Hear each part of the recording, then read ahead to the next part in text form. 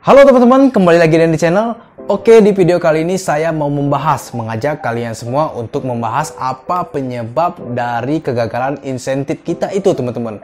Ini tidak terjadi di jadwal insentif yang tanggal 12 September, tetapi di tanggal 13 dan 14 September itu juga gagal, teman-teman. Banyak yang gagal. Jadi, apa penyebabnya? Nah teman-teman, saya sudah mencoba untuk mencari apa saja penyebab dari kegagalan insentif itu, teman-teman. Terutama yang 12, 13, dan 14 September itu banyak sekali para peserta program Kartu Prakerja itu yang gagal untuk mendapatkan insentif, teman-teman. Nah, jadi saya sudah mencari tahu di YouTube dan juga di komenan Facebook yang ada di grup Kartu Prakerja, teman-teman. Jadi saya menyimpulkan ada empat penyebab kenapa insentif kita itu gagal cair, teman-teman. Nah, penyebab yang pertama adalah data diri kita berbeda dengan data yang ada di e-wallet. Kemudian e-walletnya ada yang belum di-upgrade. Nah, itu penyebab yang pertama.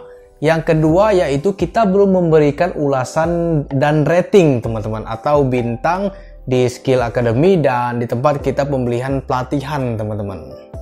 Yang ketiga yaitu penyebab kegagalan insentif kita di Kartu Prakerja itu karena kita mendapatkan bantuan lainnya dari pemerintah pusat seperti BLT, PKH, dan BPJS Ketenagakerja. Dan yang keempat, kemungkinan server lagi down, teman-teman. Oke teman-teman semua, apakah 4 hal tadi yang menyebabkan insentif kita di Kartu Prakerja itu gagal? Apa benar 4 hal tadi itu yang saya sebutkan yang menyebabkan kegagalan itu, teman-teman? Oke, langsung aja kita membahasnya. Pembahasan yang pertama yaitu data diri di Kartu Prakerja berbeda dengan data diri yang ada di e-wallet, teman-teman. Jadi, ketika kita lulus untuk mengikuti program Kartu Prakerja ini, kita diminta untuk memasukkan rekening. Baik itu dari Bank BNI, kemudian di e-wallet ada OVO, GoPay, sama link aja, teman-teman. Nah, kalau ceritanya data diri kita itu berbeda di Kartu Prakerja dengan di e-wallet, tentu pada saat kita diminta untuk menyambungkan rekening itu tidak akan sinkron, teman-teman. Tidak akan bisa, karena nomor HP di kartu keluarga dengan di e-wallet itu harus sama. Kalau tidak sama, tentu tidak akan bisa. Kemudian ketika keduanya sama, kita diminta untuk mengupgrade e-wallet kita, teman-teman, menjadi premium. Nah, kalau sudah premium baru kita dapat mengaitkan rekening kita di Kartu Prakerja. Jadi penyebab yang pertama ini kemungkinan itu bukan yang menyebabkan insentif kita itu gagal. Saya percaya 100% bahwa yang pertama yang saya jelaskan tadi itu bukan menyebabkan insentif kita itu gagal, teman-teman. Kalau datanya tidak sama dan juga belum di-upgrade, tidak akan bisa kita menyambungkan ke rekening yang diminta oleh Kartu Prakerja itu.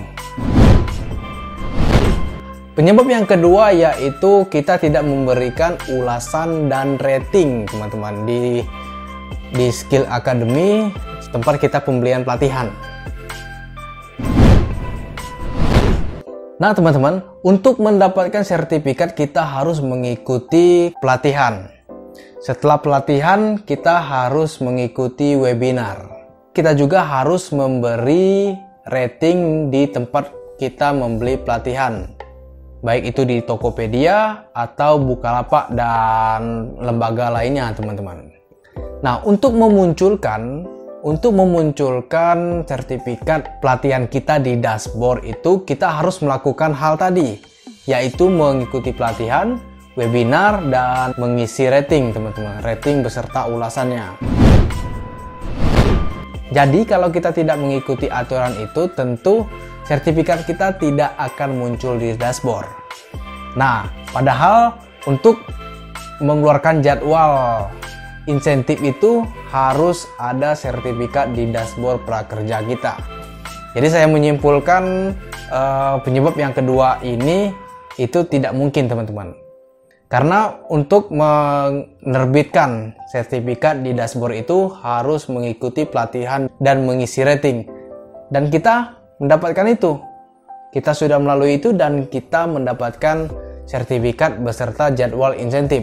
Jadi hal yang kedua yang menyebabkan insentif kita itu gagal itu tidak mungkin teman-teman.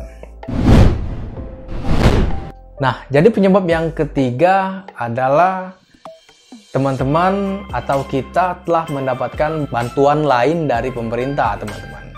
Sehingga bantuan atau insentif pelatihan dari prakerja ini tidak cair.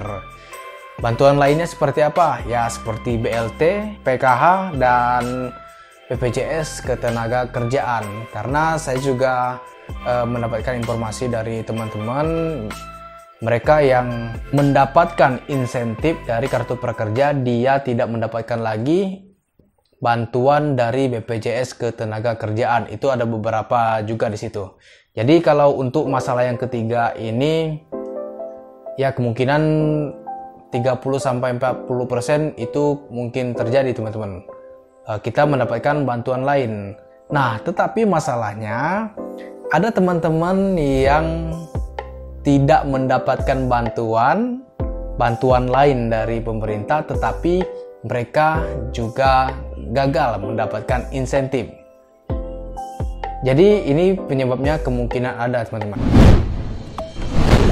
Nah, yang keempat, kemungkinan yang paling akurat, yang paling besar persentasenya yang menyebabkan insentif kita itu gagal, statusnya gagal, yaitu server sedang error atau server lagi down. Karena mereka banyak data harus dimasukkan ke server itu teman-teman. Kita berdoa aja kemungkinan yang keempat ini yang menyebabkan insentif kita itu gagal untuk cair teman-teman, yaitu server down. Ya hanya waktu yang bisa menjawabkan apakah benar walaupun statusnya gagal kita masih bisa mendapatkan insentif nantinya teman-teman. Oke teman-teman, jika kalian ada jawaban atau penyebab lainnya dari gagalnya insentif kita itu terutama di tanggal 12, 13, dan 14 September itu teman-teman. Kalau ada masukan dari teman-teman semua silahkan tulis di kolom komentar. Oke, mungkin itu saja penjelasan saya. Kita sharing. Jika kalian suka dengan video ini jangan lupa klik tombol like, comment, share, and subscribe. Oke, sekian dan terima kasih. Salam dari Curu.